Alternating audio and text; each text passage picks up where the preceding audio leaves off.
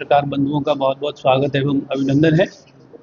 मेरे साथ किसान मोर्चा की इस प्रेस वार्ता में जिला के हमारे अखनूर के जिलाध्यक्ष दलबीर सिंह पवार जी और हमारे किसान नेता सुनील दत्त जी भी उपस्थित हैं।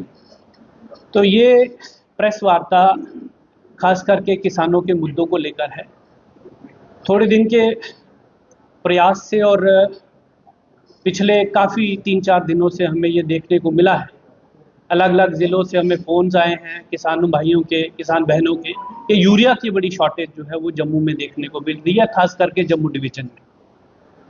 जानते हैं कि पिछले दिनों जब हमने धान की फसल जो है उसकी रोपाई हुई, उसके 1-1.5 महीने के बाद हमें यूरिया उसमें डालने की ज़रूरत पड़ती है, लेकिन यूरिया अभी मार्केट में अवेलेबल नहीं है। तो सरकार से भी हमने ये निवेदन किया, जितनी अथॉरिटीज़ हैं उनसे भी निवेदन किया कि वो ग्राउंड लेवल के ऊपर जाकर ये देखने का प्रयास करें कि यूरिया अगर इतना आ रहा है तो फिर वो किसानों तक क्यों नहीं पहुंच रहा।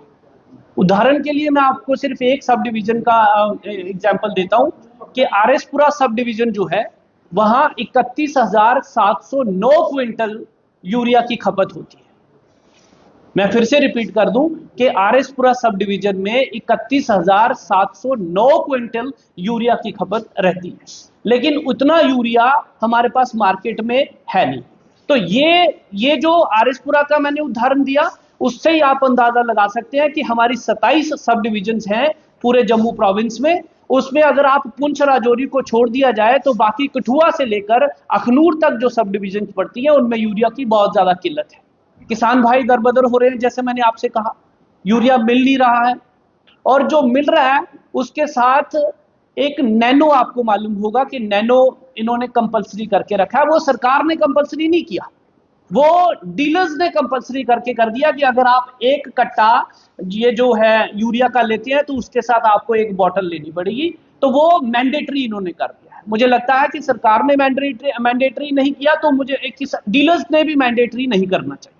तो ये आप उनको ये करेंगे, हरास करेंगे इसके लिए कि आपको ये जरूरी लेना है। मैं समझता हूं कि ये होना नहीं चाहिए। दूसरा मैं एक और बात बता दूं कि यूरिया से नैनो की तरफ हमने जाना जब है, नैनो अच्छी खाद है, जैसे हम लोग दूसरी खाद का इस्तेमाल करते हैं उसी तरह नैनो का करते हैं, लेकिन जबरदस्ती किसी के साथ नहीं। तो पहले यूरिया जो है उसको किसानों तक पहुंचाने का प्रयास किया जाए, उसके बाद बाकी चीजें जो है, चाहे वो नैनो हो चाहे बाकी खाद जो है, वो समय समय पर मिले तो किसान जो है वो खुशहाल रह सकता है अपनी फसलें। अगर उनका 10 दिन भी यूरिया लेट हो जाता है तो उनकी फसल के ऊपर मुझे लगता है कि 10-20-30% नुकसान उनको हो जाता है। तो ये देखने वाली बात है कि जब भी हमारी फसल को जरूरत होती है, चाहे वो बिजली हो जाए, देख लीजिए, चाहे वो पानी हो जाए, तो उस समय नहीं मिलता। तो मेरा सरकार से भी मुतालबा है और एडमिनिस्ट्रेशन से भी, डिपार्टमेंट से भी, कि वो जल्दी से जल्दी इस बात का संज्ञान ले और किसानों को जो यूरिया है उसको पहुंचाने का प्रयास करें।